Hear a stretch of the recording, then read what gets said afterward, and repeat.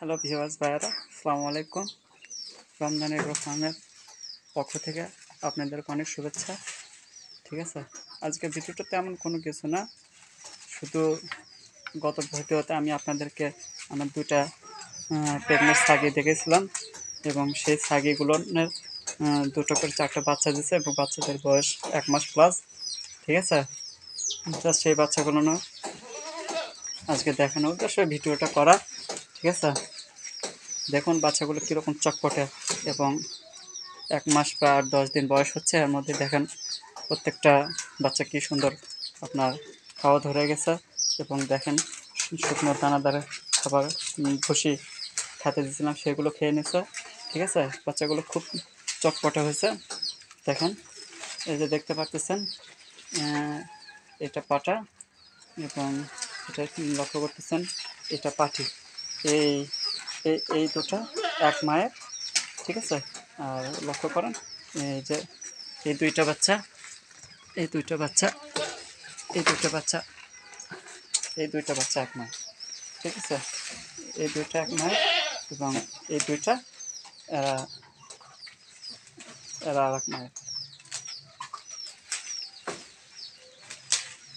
কৃষক বাচ্চারা বড় হওয়ার পাশাপাশি ওদের খিদের চাহিদাটা বেড়ে যায় এবং ওদের মায়ের দুধও অনেকটা কমে আসে।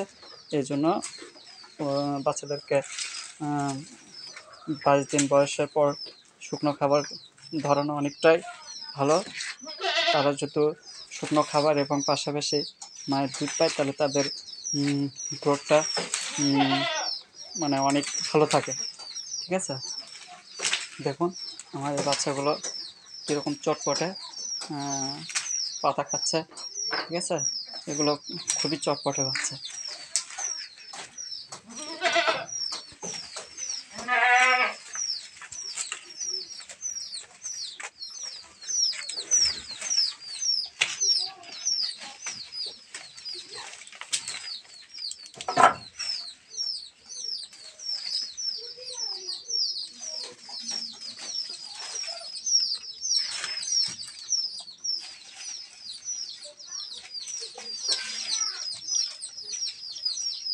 আসলে আমার কোনো মানে শেড তৈরি করা না, আমার বাসাতে পারিবারিকভাবে ফার্ম। এই জন্য লক্ষ্য করুন আমার বাসাতে আর কি এদেরকে এভাবে লালন পালন করি। ঠিক আছে, আপনারাও এভাবে বাচ্চাদের যত্ন করবেন আর খেয়াল রাখবেন বাচ্চাদের যাতে শীতটা না লাগে। কৃষক ছাগলদের সবথেকে বড় সমস্যা হলো শীত। শীতের কারণেই অনেক জটিলতা দেখা দেয়, অনেক সমস্যা হয়। এই জিনিসগুলো লক্ষ্য রাখবেন, খেয়াল করবেন। ঠিক আছে,